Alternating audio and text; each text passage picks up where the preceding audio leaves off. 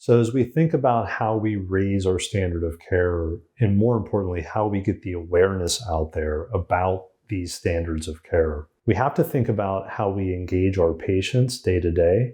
who might not yet be a candidate for an interventional process, TMS, Spravato, ketamine, but who statistically may end up there. And that includes engaging the patient earlier in the process so that they have their own autonomy to make the appropriate decisions around the data that we know to be true. Even though TMS and Spravato are often approved by insurances at step edit number 3 or number 4, the reality is the APA, our governing body,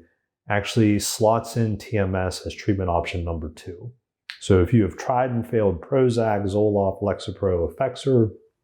Wellbutrin, and by the way, failed could include not being able to tolerate those, the APA says you actually are, it's just as safe and just as likely to be effective to go right to TMS at that point.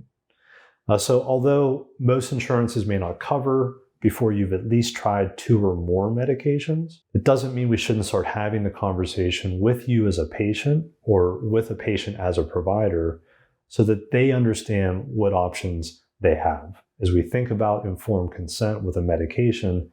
you also should be informing the patient of what their treatment options include, and that must include the idea of things like TMS, Spravato, and ketamine, and frankly, in the near future, psychedelics like MDMA and psilocybin.